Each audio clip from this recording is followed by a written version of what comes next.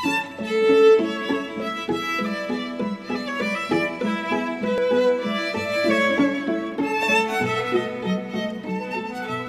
and welcome everyone to Jane, Universally Acknowledged, Austen Fandom in the 21st Century, the first live panel in our Pride and Prejudice and Zoom free virtual Jane Austen mini-fest presented by the Glendale Public Library.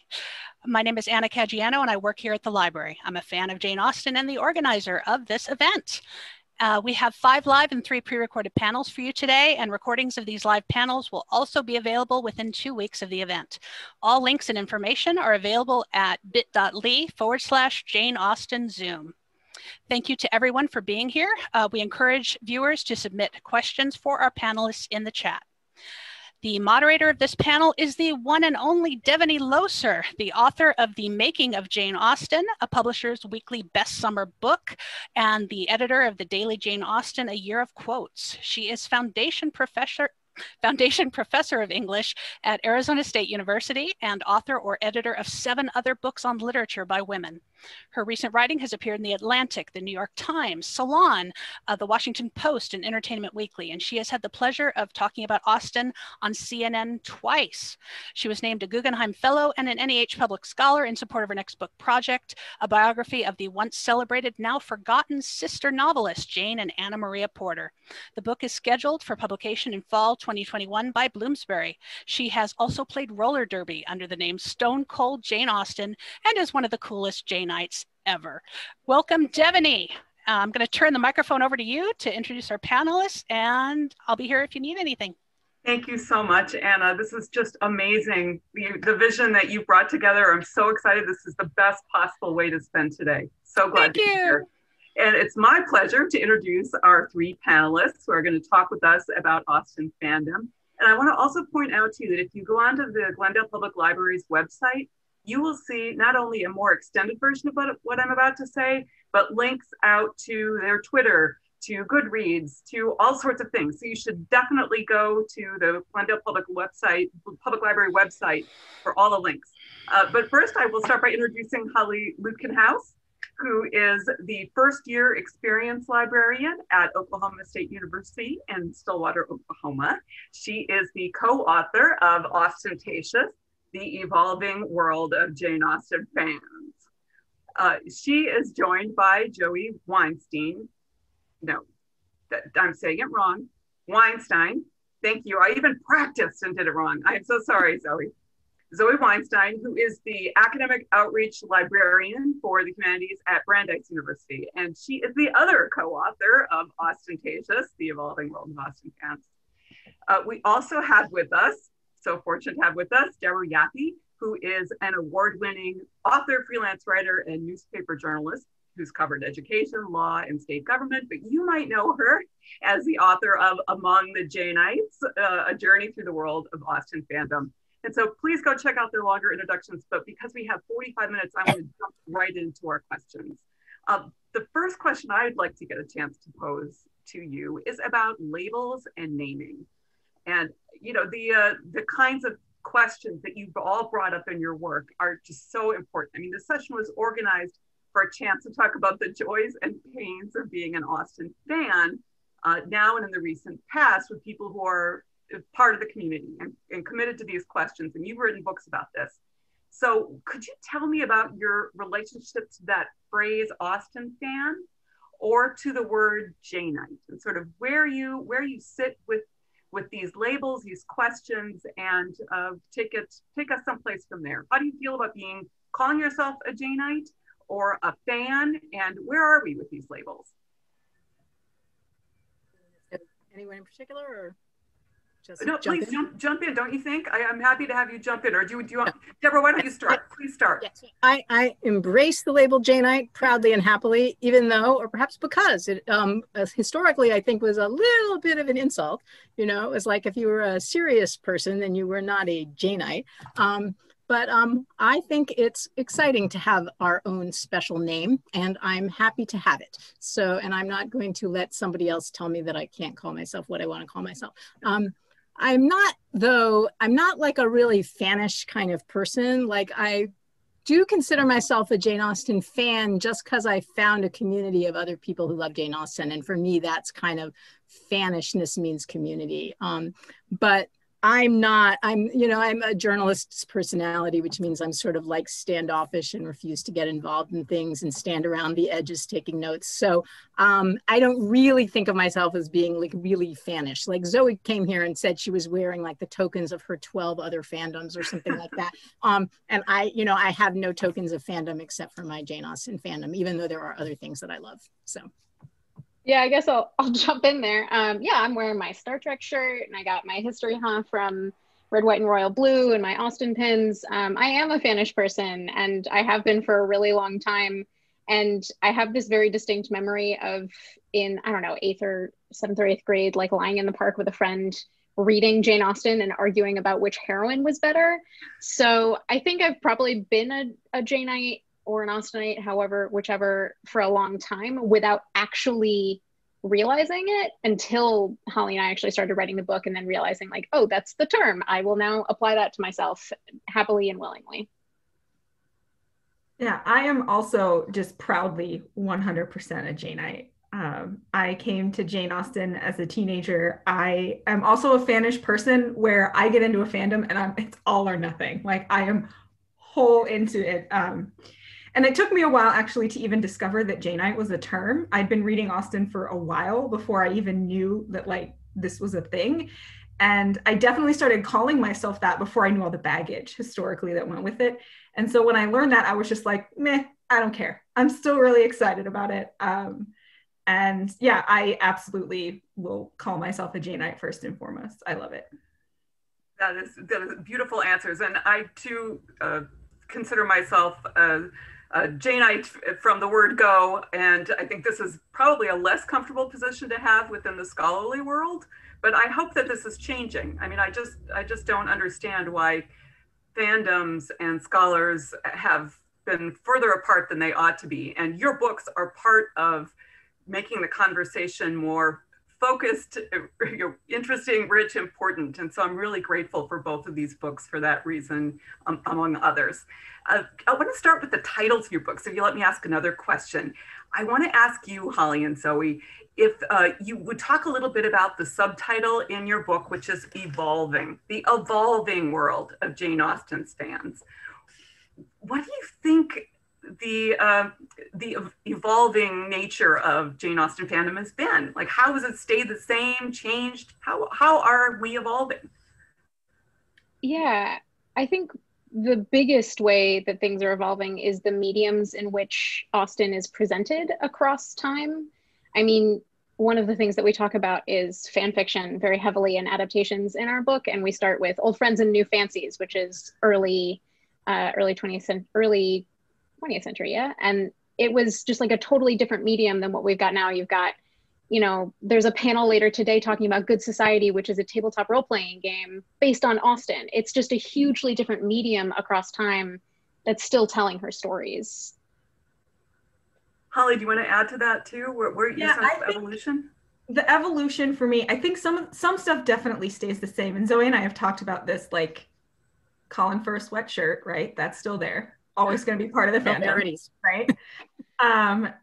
But one of the things I think that we tried to kind of tackle in our research was in the evolution of that evolving from what we used to be, I think, a much larger split between scholar and fan, and what has now become more of a blurred line as like people start talking more about being fans, and it becomes less of like this thing that you don't admit that you are a fan of things as a scholar.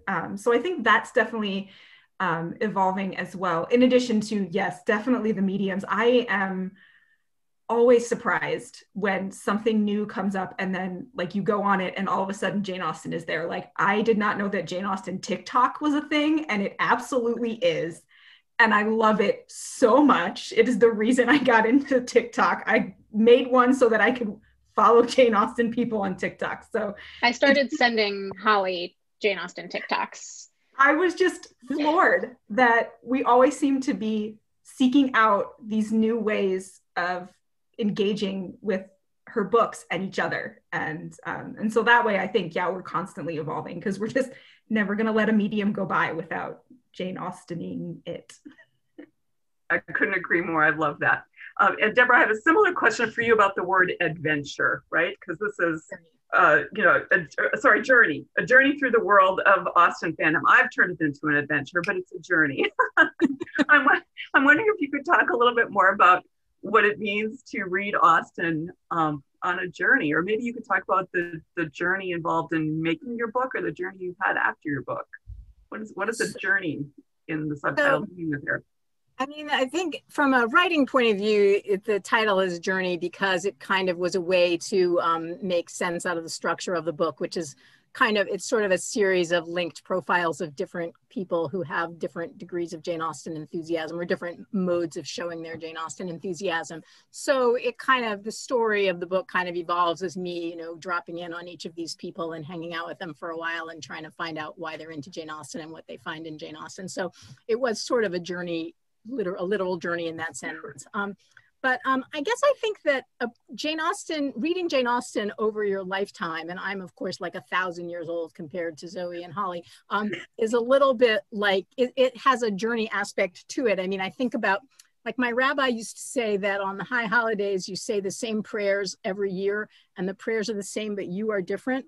And I think it's a little bit like that with reading a great writer like Jane Austen, that you come back to the books and you know them by heart, and yet they always seem different because you bring some new aspect of your life experience to them. So, reading Jane Austen after I became a parent, for instance, I could, see the points of view of the parents in a different kind of a light, maybe a more sympathetic light. Reading Jane Austen as, an adult whose life is not always, your life doesn't always turn out the way that you thought it would, that gives me a certain kind of perspective on things like the line in Pride and Prejudice when Mr. Bennet says after Lydia has eloped that he feels terrible about this and responsible for it, but that he knows that in a little while he'll sort of get over those feelings of guilt. The last time that I read Pride and Prejudice, I was really struck by that sentence that I had of course read 1,000 times, because I was thinking about that way that you recognize your own limitations at a certain point in your life and you kind of accept them even if you hate them. So, I guess I think that's the way that it's a journey, because you're bringing something different to it as you go along your own life journey. That's beautifully, beautifully put. And I'm trying to monitor the chat here. Please feel free to ask questions in the chat.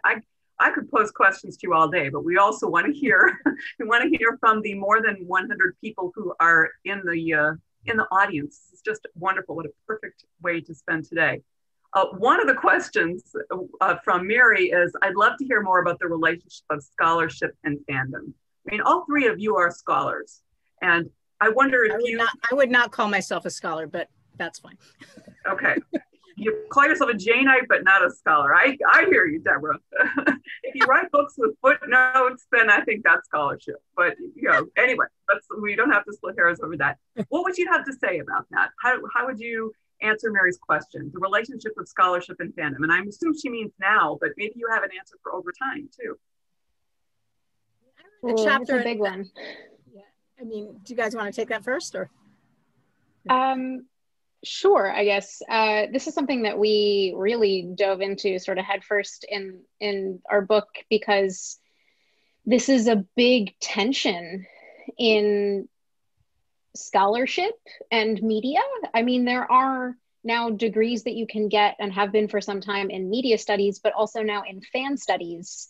And there is this very blurring line that is both a good thing, because if you're so immersed in your scholarship, in whatever it is that you're studying, are you not a fan of that thing? And whether or not you would consider yourself a fan comes with baggage. But there's also the issue in fan studies in particular, where are you studying the media or are you studying the fans? And if you're studying the fans as a fan, I'm sure Deborah can attest to this, where's your journalistic bias? Where's your scholarly bias?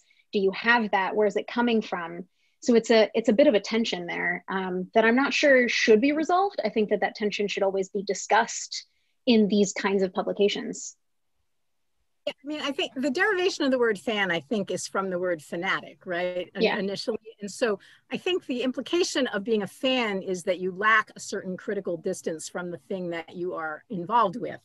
You love it so much that you see no flaws, will listen to no criticism, are not interested in hearing about anything that could have been wrong or done differently. You just love it and that's it.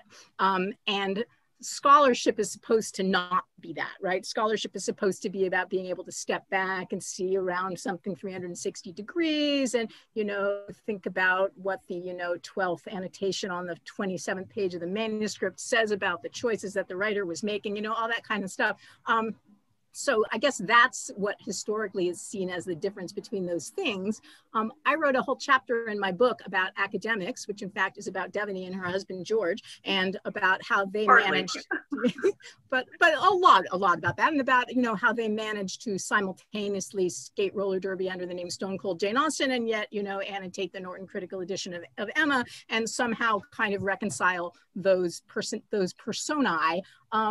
And so I guess I think that I don't draw the line because I don't have a problem being both a fan and a person who has some critical distance. I think I can personally do both of those things. And I love Jane Austen, and yet there's some of her books that I like more than others, and some things that I think work better in some places than other things, all that kind of stuff. And I don't have a problem with that. But, Devoney actually is a better person to speak about how other scholars view your fanishness and whether they look down upon you for it. I think that Zoe's right, that things are changing. But I would say in the scholarly world, having enthusiasm for something is still not exactly okay. And I think it comes back exactly, you put it beautifully, Deborah, that, that it's a sense of critical distance, right? But if we can't be enthusiastic about work that we do, I think that cheapens the work. It actually enriches the work from my perspective. If I'm not enthusiastic about it, I don't want to do the work. Yeah. I need to have a sense of excitement and connection to the work that I'm doing to want to continue to do that work. But Hillary brings up in the chat, enthusiast is the word in the Regency period, right? I mean, that's a great point, Hillary, for jumping in with. Thank you. There was a question too from Alice asking, how do you think, how or why, I can't remember what she said now, I'm trying to find out of the chat here, that the Austen as a big tent came about. She was describing Austen fandom as a big tent, by which Alice, maybe she can say more if she wants to, but she's the one who used that phrase. Why is Austen, if she is a big tent, and maybe you'll have a different sense of figure, how has that happened? Why is she such a big tent? I think some of it goes back to, and that's also a huge question, goes back to something that Deborah said where, you read the same things at different points in your life and you're different. And we see different things in the novels every time we read them. And Zoe and I see different things in the novels when we read the same book, and we, all four of us, would probably latch on to something different if we all read the same book right now. So I think that there's so much in Austen to really dig through, but there's also so much about her life that we don't know, that your imagination can really start to fill in the gaps. And I think that makes it really easy for people to jump in from wherever their entry point is. I think that's true. I mean, I think and I wouldn't even say so much the biography, because I'm not sure how much most Austen readers know or care about her biography, but I do think that the thing about the books that makes them inexhaustibly interesting is that they are hard to pin down. They don't tell you what you should be thinking about things. So therefore, you get people reading them who think that they are testimonials to Jane Austen's settled conservative view of the world, and people who think that they are deeply subversive feminist documents that critique the patriarchy. And both those people would tell you that they're Jane Austen fans, and they could probably both find textual evidence for their position too. So, it's a big tent because she is very difficult to confine to a small tent, I would say. And P.S., that goes back to the 1880s, right? But anyway, it's fascinating, right? So Mary asked, why the growth in Austen fandom? First of all, do you think there has been a growth? And I think that's an interesting question. What kind of growth has there been? And why? I thought there was more. Just you get one sentence, right? I'm just kidding. I thought there was more of a growth before I read Devoney's book, The Making of Jane Austen, which told me that like the settled view of Jane Austen fandom, which is that it sort of began when her nephew published his memoir in 1870, was wrong, and that in fact there had been lots of Jane Austen fans before that. But I would say that something seems to have started happening in the mid 90s, and I would say that it's a combination of adaptations and the internet, and those two things together. There were a huge number of Jane Austen movies that came out between like 1995 and 1998. I mean, it's ridiculous. There were like 3 versions of Emma alone. And also the internet was really sort of just getting going as a thing that average people could easily log onto. And so all these people saw these movies, and all these people sort of discovered or rediscovered Jane Austen, and then it was really easy for them to find each other and talk about her. And so then you get this kind of positive feedback loop of a lot of people talking about her, and more things to talk about, and more adaptations to argue about, and more people to talk about them with, and all of that. So that's what I would say. Yeah, I think we've seen a pretty big explosion in adaptations just in the past 10 years. I mean, one of the books, I don't know if Devoney's actually going to ask this question, but one of the books that I was going to recommend that people walk away and go and check out from the library is Pride by Ibi Zoboi, which is a fantastic retelling of Pride and Prejudice. But it's only one of, 5 that were published in the past 2 or 3 years. So you could go out and just find a YA novel that's a retelling of one of Austen's books. And I don't know that that was the case 20 years ago, 30 years ago, even though there was this big explosion in the 90s. But I also think that maybe it was fueled by this big, I remember sitting down and watching Masterpiece Theater for many nights, many weeks in a row, as all of the movies and television adaptations came out. And with the internet, and then with people growing up with that and fond memories of that, and with the flexibility of her stories, and then TikTok and Vine and.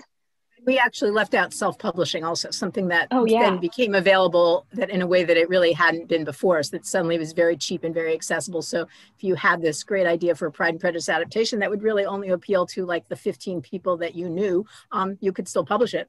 And the gatekeeping functions were much, much less prominent than they had been.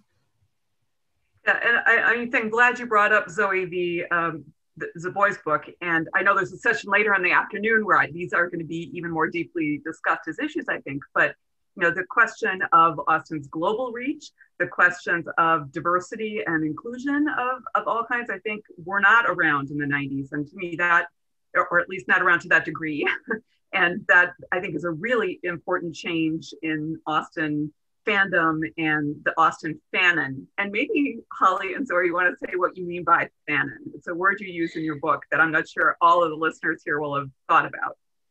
Yeah, so we use the term fanon. Can you guys hear me okay? Because my internet, I was getting an internet connection unstable message earlier, so that was a little terrifying.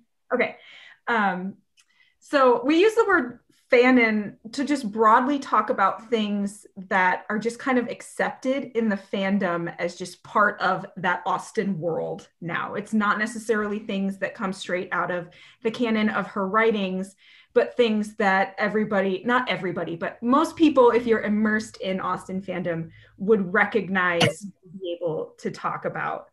Zoe, I don't know if you want to add on to that. Yeah, I guess I'll just give the straight definition is fan canon, which is, okay, so fan canon is head canons, which is things that people hold to be true from their own understanding or own ideas about a book that have permeated enough groups of people or enough people in the fandom to be held as canon within the fandom and then applied to the actual canon. So it is fan canon, fanon.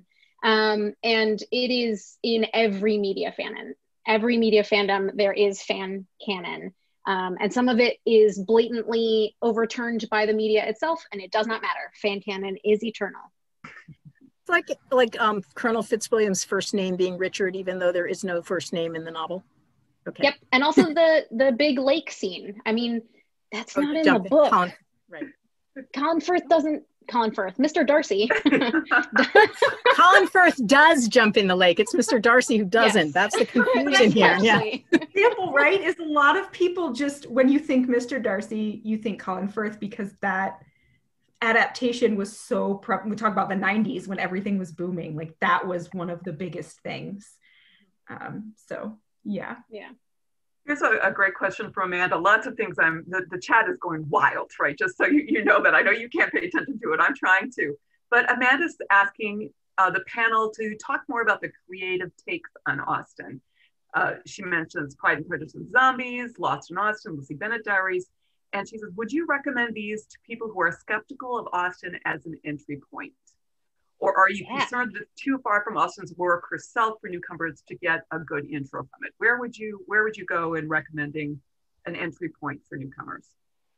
I think an entry point for newcomers is any point that gets them reading any kind of Austen. I don't think it matters. I'm coming from a library background, Holly and I both are, and reading is reading. Absorbing stories is absorbing stories. And I couldn't care less if you did it by watching television or reading a graphic novel or a comic book or reading the original canon. If you want to absorb Austen, I think that Pride and Prejudice and Zombies is a great place to start because it gets you familiar with the characters and some of the themes. And then you can move on to, let's say, a more faithful adaptation from there, like the 2005 Pride and Prejudice adaptation, which, by the way, bad adaptation, great movie. And it's slightly more faithful. And then you can move on to the 1995, and then maybe you'll read I don't care how you do it. But I think that these are all great entry points, and just find the one that's good for you. I'm a little more of a purist than that. I mean, not totally. I do think I think that anybody should read anything they want to, and that's great. I personally loathe Pride and Prejudice and Zombies, both movie and book, but, you know, I would by no means suspend any pleasure of yours. But I guess I think that it's great to read Pride and Prejudice and Zombies as long as you know that it is not Jane Austen. I mean, it is fine to read the Marvel comic version and watch the 2005 movie and read all the fan fiction you want, but that is not the same thing as reading Jane Austen. That is not the same thing as having experienced Pride and Prejudice. The plot of Pride and Prejudice is the least interesting thing about Pride and Prejudice. What is interesting about Pride and Prejudice is Pride and Prejudice, the texture of that great prose and those amazing characters that Jane Austen creates with her prose. And that's what I would ultimately like for as many people as possible to experience. So if the goal is to get them to that and then they get there through the zombies, that's fine. But if they read the zombies and they're like, oh, okay, now I've experienced Pride and Prejudice, then I'm like, yeah, that doesn't do it for me. But then I'm not a librarian, so, you know. I used to be much more of a purist than I am now. I used to be like pure Jane Austen, faithful period adaptations. And I don't know what changed. I honestly don't know what changed, but I didn't really like Pride and Prejudice and Zombies, the book, but the movie is an absolute riot and I will die on that hill. I love it. It is so fantastic. And actually one of the chapters in our book is me writing about Pride and Prejudice and Zombies and how much I love it, essentially. But I think that's probably literally the only Jane Austen adaptation I will ever convince my husband to watch with me. And I'm okay with that. Like, I'm okay with that. I was like, if there have to be zombies to get him to sit down and watch something Jane Austen related with me, then there will be zombies and I'll take it. I love the pure ones. I did get him to watch the 2020 Emma with me, and he enjoyed that one, which I was shocked because it is a much more faithful adaptation to the book. But I agree with Zoe. I'm more faithful than, you know, Clueless, I think, although I'm not knocking Clueless. I would not agree with that. I would say Clueless in certain ways is more faithful, but I mean, I love them both. I actually really like the 2020 Emma, and it has a special place in my heart because it was the last movie that I saw in a movie theater before our lives ended. So I'm especially fond of it for that reason. But yeah, I mean, I think that its treatment in Mr. Knightley is quite different than Jane Austen's novel, I would say, which is not a bad thing. Like I view a lot of these adaptations, movies and fanfic also as kind of literary criticism. You know, they're like a reading of the book. They're not necessarily the book, because the only way you can read the book is if you read the book. So, you know, that's fine with me. If people have interesting interpretations, then I'm happy to experience that. So. I can say for me, what moved me away from a more purist attitude was my students, and watching what they would tell me about what they were doing with these new media forms and adaptations, and listening to how excited they were. And often, Deborah, they would take them to the original novel because they had to read it in my class.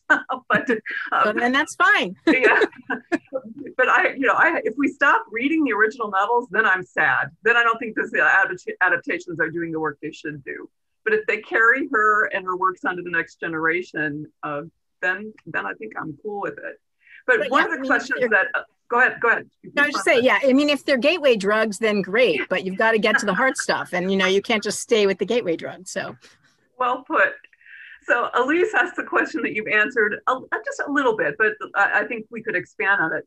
She wants to know what makes Austen's work so adaptable to so many different worlds and retellings. Why from the work that you've done, the stories you've told, do you think she's so adaptable? I think she's not. I mean, what gets adapted usually is the plot. And some of the plots are more adaptable than others. The plot of Pride and Prejudice is the most adaptable of all of her plots because I think it relies the least on social assumptions that we don't share anymore. The plot of Sense and Sensibility is really, really hard to update. If you read fanfic of Sense and Sensibility, a lot of it doesn't make a lot of sense because you're like, Edward character, what's your problem? Just tell your old girlfriend that you're not interested anymore and go off with the one you're in love with. That, his inability to do that, and the fact that we're supposed to see his inability to do that as a noble thing rather than a pathological thing makes a lot more sense in 1811 than it does now. So, in some ways, I think she's not as adaptable as we like to think she is. To the extent that she is adaptable, I think it's what we said before, which is that she's hard to pin down. So, if you want to rewrite these stories as being all about, same-sex love or something, you'll find the material there. And if you want to rewrite them as being, parables of Christianity, you can do that too. And all of that's in there in some form or can be found there. Do you want to add to that, Zoe or Holly? Go ahead. No, I think you hit the nail on the head. I completely agree with everything you said, Deborah. Yeah, and Marla just said in the chat, adaptations keep the fandom alive, which I like that way of looking at it too. I love both of these books, but I also know things have happened even since you published them, right? I mean, it's moving so fast. So if you could go back and add a section, a chapter to your book now in 2020, maybe a pandemic takes something else, what would you put in and where would that go, do you think? Holly and I discussed this and we were a little worried that we were going to pick the same thing, but in the end we didn't. Holly has the fun one. Yeah. Holly, you want to do the fun one first? Yeah, I no hesitation. I would do Jane Austen TikTok. And I know I've mentioned it already, but I'm just so fascinated by these like little mini adaptations in 60 seconds of people. They're basically just like little video. The unstable internet for you. Zoe, I would definitely. We'll see if she comes back. Maybe Zoe, you could pick up. Sure. I have the not so fun one. I would talk about white supremacy. So not too long after our book was published, there were quite a lot of articles being written and discussed about white supremacists using Jane Austen as this example of like perfect white womanhood. And it's something that we have to reckon with as Austen scholars, as Janeites. This is something that has swept through medieval scholarship and Renaissance scholarship as well. This is not unique to Jane Austen scholarship. It's not unique to any particular scholarship, but it's something that should be discussed more. And we have a chapter on diversity and in our book, but it's mostly focused on adaptations and not necessarily on the scholarship on Austen itself, since our focus was much more about fandom and not as much about scholarship. But I think that especially in the past 2 years, and of course you write a book long before it's published, but in the past 2 years or so, that was a huge topic that I wish we could have covered a lot more of, unfortunately. I hope you'll write something. I hope you'll add in some place, in some way, because I would love to hear what you would have to say about that. I'm really glad you raised it. Holly, do you want to try to, it's a terrible shift now from that, but I'm glad you're back. We didn't Austen TikTok. We did. I honestly, I don't know where you lost me, so we can move forward. Okay. And I think this question of whether the fandom is involved in alt-right or whether somehow Austen is by herself alt-right are two separate questions. Yeah. Actually, I think that question, which is kind of about Austen's intention versus how she is read, is at the heart of a lot of these things. You know, like I personally doubt that Jane Austen intended us to see Charlotte Lucas as a, you know, as a woman who was attracted to Elizabeth Bennet in a romantic or erotic way. I doubt that was Austen's intention, but I think that it is a valid and interesting reading of the book. And, you know, those are not necessarily the same thing. And, you know, as long as people keep those things analytically distinct, then I'm happy to have all of these conversations. But I get a little stressed out if people are telling me that, you know, because some right-wing troll has written that Jane Austen represents white womanhood, therefore Jane Austen was a racist. You know, I mean, to whatever extent we can even apply those categories to somebody who lived 200 years ago, but, you know, it's not her fault that many centuries after she died, people are saying this stuff about her. So, you know, keep those two categories separate. And yeah. I just hope there's more work and more conversation looking at the ways that she's functioned in the world for various political perspectives and putting forward these interpretations that I don't see, but that I think are complex. I mean, these are incredibly complex historical questions. And I really applaud the people who are trying to make sense of them. And I'm really grateful that Zoe and Holly, you think another chapter would have been on this. And, you know, I know that these are questions that we're going to talk about throughout this day too in this fest. This isn't the last time that question's coming up and it shouldn't be. So here's a question from Amanda. She wants to know, what is your favorite Austen fandom creation? Book, film, TV show, game, etc. And why is it the Jane Austen Book Club? Ha ha ha. But that's her answer.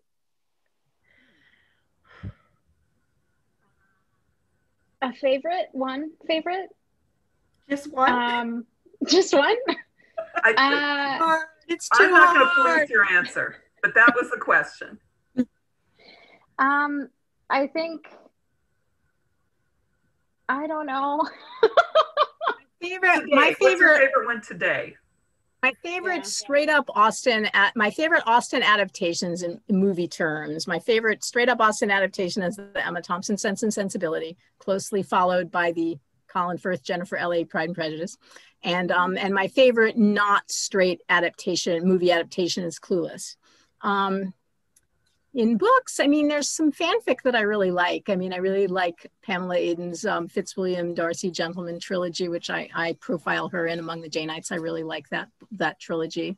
I really like the sci-fi update of Persuasion called, I think it's called When Darkness Shows the Stars, If Darkness Shows the Stars by Diana Peter Freund. I really like that one a lot.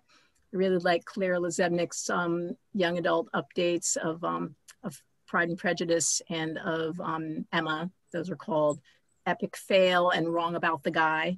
So those are some of my favorites in those categories. But you guys, I'm sure, have much more up-to-date thoughts on this. My favorite. Go ahead, Zoe. Okay. I think actually one of my favorite adaptations is people on TikTok reading the Charlotte Lucas line that I'm 27 and I have no prospects and I'm a burden to my parents in different states of the pandemic. That's one of my favorite adaptations at the moment. It's just woman after woman on TikTok repeating those lines and looking depressed. And I think it's very funny. I think that actually my favorite adaptations at the moment are Good Society, because which is actually going to be something talked about later today, but it's a tabletop role-playing game. And I think the fact that you can play with so many of the themes is really fun. But my favorite is Pride and Extreme Prejudice, which is a free tabletop role-playing game where you play as the Pride and Prejudice sisters, the Bennet sisters, but you are all mecha robots and you can destroy the men. That's definitely my favorite. That's fantastic. I think my absolute, if I had to pick a number one Austen-related media thing, it's Clueless. It's absolutely my number one. And I didn't even know it was an Austen adaptation until like 10 years after I'd seen the movie. Because that was when I first read Emma. And I was like, wait a minute, this looks suspiciously familiar. Yeah. So yes, yeah, that's absolutely my number one. But oh gosh. He wants to know what you think. It's Jean wants to know what you think of the Bollywood adaptation. Oh, Bride and Prejudice. Oh my gosh. Bride and Prejudice is wonderful. It's so great. It got me into Bollywood. I'd never ever watched anything Bollywood until I saw that. And I was like, okay, this is clearly a thing I need to get into. I have sort of mixed feelings about Bride and Prejudice. I haven't seen it in a long time, but I mean, I really enjoyed it in the sense that it's like fun and colorful and has a lot of energy to it. I remember thinking that I really wish the dialogue had been written by someone who wrote more like Jane Austen, because as I recall, when they're not like singing and dancing and stuff, they're saying things like, you have never seen the real India, you know, stuff that like just felt like really on the nose and, you know, not very funny and all of that. So, you know, I'm kind of on the fence, but I remember liking the Tamil version of Sense and Sensibility, though. I think it's called I Have Found It. It's like, in English, it's Kandane. It's got I can't remember the name in Tamil. I don't know Tamil, obviously. But so I recall it's a pretty interesting movie. So throw that one out there. I think it's Kundu Kandane. If I'm probably mispronouncing it terribly, yes. But it's. I think that's right. I know that, Anna, you said we were going to stop at 45 minutes and we're close. I don't know if that was because we were all going to be cut off at 45 minutes. We're going to give you 5 more minutes. 5 more minutes. Yo, okay. Love it. Okay. I have, this is brilliant. I'm monitoring the chat. So if you have your last question, this is the moment to get it in there. But I want to ask a question about 2025. We're coming up to the 250th anniversary of Austen's birth in 2025. So what do you hope we'll be talking about Austen-wise in 4 years? And how about the next anniversary after that, which is 2075, the tricentenary of her birth? You know, I'll be dead. Maybe some of you will not be. What do you hope? If you look in your crystal ball, what do you think we'll be talking about? What do you hope we'll be talking about? Where do you see the future of Austen fandom going, or where should it go? I think we should be talking more about race. And this is a long conversation. And I think if it takes 4 years, then we will have taken enough time to start talking about race and white supremacy, and not just in scholarship and regarding Austen herself, but in the fandom, who is represented, who is welcome. It's a hard question and it needs to be taken seriously. And I hope that by the time the bicentennial rolls around, it's taken more seriously. In 2075, Holly was so shocked when I said this. We were chatting about this the other day. I hope that Austen isn't necessarily the only white woman in the canon anymore and the only woman in the canon anymore. I hope that I don't want her to be replaced in the teaching canon, but I hope that we have another option as well. Well, of course, Mary Shelley's Frankenstein is usually there alongside her these days. Oh, yes. So. But preferably something written after 1950. And maybe by a woman of color would be great. I don't want Austen to be replaced. I don't think she can be replaced. But I think that one of the reasons that we have these gateway drugs is because Austen's hard to read and Austen's hard to connect to. And the further we get from Austen and when she was alive, the harder that it can be for modern understanding of Austen to make sense. And maybe it's time to start thinking about who else can we add to the canon, who can give that same societal critiques and these same themes, but way more updated. Others you want to add to that? I don't actually think Austen needs updating. I mean, I think that she's plenty contemporary if you are paying attention. I mean, yes, of course, the surface manners and some aspects of the language are, you know, strike us as old-timey, but in terms of the kinds of things she says about relationships and about social relations, I don't think that she needs any updating at all. In terms of what we should be talking about, I mean, I'll just be delighted if we're still talking about her, because I do think that we kind of forget how rare it is for a writer still to be read with the intensity of interest that she is read this long after her death. I mean, there were a lot of other people writing. There are lots and lots of novels coming out now, and there were lots and lots of people writing even in her time, and most of that is just completely forgotten. You can't find those books anywhere. Nobody's read them. Nobody's heard of them. And, you know, it may not be a loss, frankly, but it's kind of amazing that we're still talking about these books written by this woman who had basically no formal education and a relatively limited life experience, and yet she still speaks to us now. And as long as she's still speaking to us, then I'll be happy. Holly, is there anything you want to add into? I do, because I feel like, Zoe, you said it differently when we talked before. Because she said, I hope we're talking about someone other than Austen. And I was like, how very dare you? But because I agree 100% with what Zoe said. And I think this is something that when I first stepped into fan studies and I started exploring like fandom, that I hadn't really thought about, because I come from a place of privilege of being a white woman.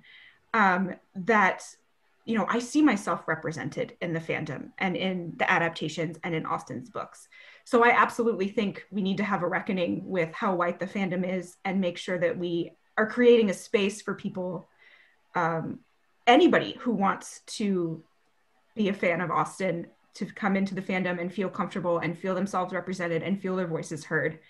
And yes, I absolutely agree that we need more women in the canon, and we need more women of color in the canon.